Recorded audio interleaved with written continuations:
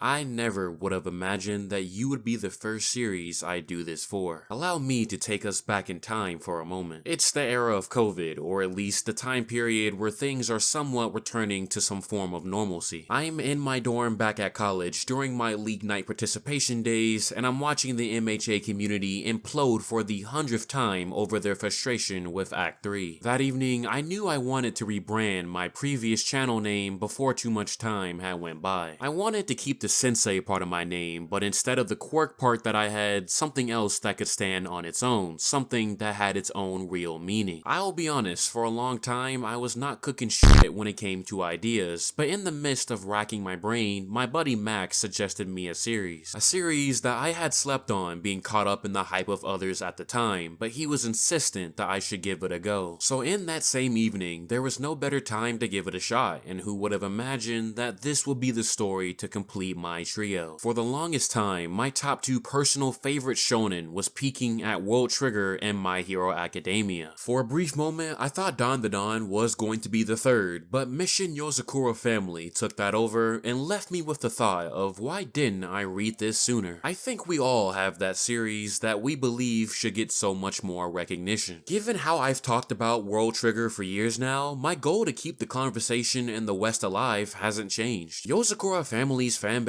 over here is quite small, and I admit that getting it more exposure was not easy. If there is one thing shonen fans will not do, it's give a less popular series a shot and then act surprised when that series gets a weekly shonen cover. Which is not necessarily a bad thing, but you never know what series you truly are missing out on. That being said, not every series makes it into the world's eye view, that's just reality. I also understand that comedy is subjectively enjoyed, and this story's approach to it would be hit or miss regardless. Every time I would try to suggest this manga to somebody else, naturally they were hesitant, and even my best pitch fell on deaf ears. I accepted that this was going to be a story I consume in a small circle, and perhaps it was the change of pace I needed. It's unfortunate that the series is compared to Spy X Family, given they're the only noteworthy spy series as of late. The main difference, however, is that despite the romantic inclusion being present in both, Yozakura Family had a clear direction it wanted to go, and it made sure the audience knew that. Major antagonists with some really good action arcs all surrounding the Yozakura family. In terms of that very direction, the narrative dealt with themes of grief and loss, the warmth that will get you back on your feet, and doing whatever it takes to secure your loved one's safety. All of which was weaved between the comedic elements, balanced out with the battle action storyline. Taiyo representing the sun and Mutsumi the moon was the icing on the cake, given their connection both in the stars and in their marriage. Their relationship was the foundation for everything, and despite my critique of it, even the anime understood that assignment with many original scenes. Through all the peaks and worrisome moments, the romance between the two developed naturally despite the circumstances of chapter 1, and that to me was the most important thing going onward. I think in hindsight, I would have liked to see a little friction between the two here and there, as what married couple doesn't have their moments, but Gondaira clearly wanted to keep it all sweet, and well, I get it. Early on, I remember thinking about how Taiyo had a heart that reminded me of Deku's. A good kid with a rough starting point, but when they are given the chance to step back into the ring, they will rise to the occasion. A mission of a lifetime to protect the family head of the greatest spy family in the world, dealing with just about anything and anyone, given in the underworld almost everything goes. The family was always ready to lend a hand, and thankfully Futaba remained my favorite sibling in the end, and Kyoichiro had one hell of a perception change. I knew Gondaira had a nice formula going for themselves when you were able to read both the family developments and the narrative ones that never really gave room for things to get too boring. You can never say that certain relationships were underdeveloped, but you could also never say that things weren't moving along either. When you have two core elements of a story, it's all about finding a balance, as tipping the scales too far in one direction can cause levels of investment to fluctuate. Yet among the three acts, it felt very consistent. On top of a very impressive and rapid art evolution, we came to see that there were actual threats to this family existing way before Taiyo's time. This wasn't going to be the constant run of disposable antagonists that'll come and go. The opposition left good impressions throughout. In the beginning, I wasn't sure what exactly would allow some form of supernatural aspect to the series, if any were even in the pipeline, but Somenin ended up being the perfect piece of the puzzle. A fairly simple power system granting ability abilities based on one's nature and intent, giving new possibility for such grounded fights to ascend to new heights, combining the cultural symbol of a cherry blossom into the character design itself. The term Yozakura refers to the meaning of cherry blossoms that are illuminated at night, or the sight of cherry blossom trees at night. It has its significance in Japan, especially with cherry blossoms blooming in the spring. I've always been fond of the aesthetic, even with some of my own clothes, so you can see how it made it into my channel name. Making bloomings the official term for the use of somenine and granting cherry blossoms in the eye's iris upon activation came together perfectly. Per activation, you knew a highlight was around the corner, and considering the siblings rarely activated theirs in comparison, those were the moments to truly look out for. It's crazy to think that Kyoichiro only activated it twice throughout the entire story, but both times were in some of the most critical moments the series could offer. Considering how strong the abilities were, it was definitely the right call to not make them so frequent, and given how Taiyo was constantly trying to grow, it allowed more room for him to shine. Episodes like the climax against the White Snake being one of his many highlights. Of course, our main antagonist lineup really deserves some fair credit. Among other Shonen Jump series, the conversation around antagonists and their conclusions have been polarizing lately, to say the least. Lots of mixed opinions on Shigaraki and Sukuna notably, and while they may not have reached for the stars, Yozafam's antagonists played off each other quite well. Even with their own agendas, they were all connected through a twisted history. All their efforts were for the sake of infringing upon the freedom of the Yozakura family because of their special blood. In some cases, it actually got quite dark, seeing the extent these characters would go, regardless of who would be caught up in the crossfire. Their actions tied deeply into who Kyoichiro was as a person and caused Taiyo a considerable amount of trouble and, well, grief in that matter. Kawashita, being Act 1's main antagonist, delivered on the premise of manipulation. The Tampopo were all people who had their emotions manipulated and toyed with, looking at their own lives in grief. Family can be a home and also the source of pain, and reading this through COVID really hit. A lot of people lost family, I lost family, and seeing a story persevering through that pain via conflict was in a right place at the right time. It's not as if all these characters were bad people either, but that's what happens when you're hurting and not necessarily having a strong support system. For Mutsumi's sake, Taiyo got up time and time again, and Kawashita was his first major obstacle. Even in the face of defeat, he stood on his beliefs up until the very end, and I think my favorite moment between him and Taiyo is their final moment leading into Act 2. Taiyo willing to accept the power of the man who murdered his previous family to protect his current family is incredibly tough, conviction literally in hand. Fast and the Furious has done irreparable damage, but Gondaira truly knew how to make family such a badass central theme. It was a cool direction towards the question of just how far will you go, and to be frank, it looks to be the upper limit looking at the final chapters. Act 2, dealing with Momo, felt like confronting family trauma, especially for Kyoichiro and Mutsumi. It felt as if a ghost had came back to haunt the family, well, multiple of them really. This phase of the story really pointed towards the root of the problem. From Kawashita and onward, the issue always came back to the beginning with Tsubomi Yozakura. Lineage unable to rest nor refusing to die only interfered with the current generation. It was madness, something of which Momo Yozakura sunk deep into. He was obsessed with this twisted narrative of becoming a family again, with each of his actions constantly endangering everyone, even breaking the rule of family fighting each other, and at that point, could you really consider him family anymore? I do have to admit that Act 2 was definitely the prime for Kyoichiro as a character. He always took on a heavy burden, but the degree he took it could almost be looked at as tragic. Both him and Taiyo had the spirit of self-sacrifice within them, but in the end, only those two were able to keep pace with each other's biggest sacrifices. I do enjoy some good parallels and callbacks, and the way Gondaira handled them lived rent-free in my head. Though when we arrive at the final act, Momo's actions turned out to be a necessary evil, even if it meant playing the villain, as Asa would be the final opponent of the story, lurking in the shadows since the days of Tsubomi Yozakura, and as I said, it all points towards the beginning of this family. Definitely was Gondaira's most eerie looking antagonist. Given this is a family of spies, the idea of playing the enemy was handled quite well as the baton was tossed to Asa to wrap up the story. We knew he was coming as foreshadowed by Kawashita and Momo back in Act 1, but it was simply a matter of when. Before I begin to drive this home, I want to talk about my favorite moment in the series with chapter 169, and that's Taiyo watching the recording of his family before his birth. This scene is so extremely sentimental knowing what arrives ahead. It's not as if Taiyo would ever forget his birth family, but the whole story he's been busy protecting his new family. It was so nice for him to have a moment where he could let some of those internal feelings out, even if it was just a few tears. It served as a reminder that he's always had the ideal family both then and now, stealing his resolve heading into the final act. This is one of those moments that stuck out to me, and despite it all being fiction, it's a special thing how authors are able to convey such human emotion on paper. Well, technically digitally, but you all know what I'm saying. The final act of this story had a lot of ambition, from a time skip to new abilities and even Taiyo and Mutsumi becoming parents. I know how a lot of people feel about monumental developments happening off screen, so if you weren't a fan, I do get it, but in the end, I'm glad it didn't cause narrative damage that would affect parts of the story in hindsight. If anything, my initial concerns with the twins was that they were going to take the spotlight away from Taiyo, making them the ones who would be Asa in the end, but thankfully, Gondaira gave them a fair amount of presence and a role to play, whilst not forgetting that Taiyo is the main character. The final battle was the ultimate family versus family affair. All sorts of betrayals and confrontations, and some surprising bombshells here and there looking at those within the Spy Association. Kengo surprisingly having one of the most emotional parts of the arc given the death of his teacher, which I gotta say was handled quite well to be such an unexpected development. Everyone had their matchups, and unlike Act 1, the true spring bloomings were the next evolution of our power system. By far, one of my favorite power-ups in recent times, giving a form of purity and merely being an inverse of what their initial powers are. It added a lot of flashiness to their designs, something I worry the anime may butcher come the future, but you can tell Gondaira knew where he wanted to go with this. If there is one thing I would change in this series as a whole, it would be for plans to have some complicated moments. Yozakura, though having some character deaths, didn't really need it to be successful. In fact, with the story's theme, it would have been going in a circle had there been a sibling to pass away. I believe, if anything, I would have appreciated some more unpredictability to spice up the momentum of battles. Simply put, more choices to keep me on my toes, but in the end, Taiyo versus Asa ended up being the one-on-one that lived up to the hype. Even with the body jacking, it quickly resolved itself to a fight racing against time. There was no intervention, nobody taking the game-winning hit, but an MC who was willing to put his life on the line to end this once and for all. It had the kind of execution I wanted in comparison to Deku versus Shigaraki, and even the callback to the beginning felt appropriate. Though they may have special blood, in the end, Yozakura was just a family. They didn't want to be special, nor would they allow themselves to become livestock, and that is all that mattered. Those who would infringe upon that simple fact led to the events of the story we would know now. As far as the conclusion, in the end, I am glad Gondaira granted Kyoichiro the peace he deserved. His entire life, he's had to carry the protection of Mutsumi on his shoulders, and at the end of the road, he was able to finally grant his own personal mission a success, knowing she would be safe with Taiyo. What better solace is there, and what a way Gondaira presented it. 258 chapters, 3 acts, a long overdue anime adaptation, and a third child. I think it's safe to say now that my era of long-running shonen video is definitely holding up, but for what it's worth, I am thankful that Gondaira was able to write this story to completion. I do wish it could have gotten more love abroad, and I also wish that it got an anime way before now, given how long it was in the magazine. But reality will always do its thing, unfortunately. Even so, it's not easy being a manga author, and no matter the popularity, it's important to keep in mind that this is someone's dream. A dream that I was happy to tag along to see to completion, and I can confidently say that it stuck the landing. As I'm now walking away from Weekly Shonen Jump for quite some time, I can at least walk away with Taiyo being one of my favorite characters. Yozakura Family may not have been the type of series to really dig deep into, but it accomplished everything it set out to do, and I guess in the end, what I'm really trying to say here is thanks for the ride, Gondaira, and farewell, Mission Yozakura Family.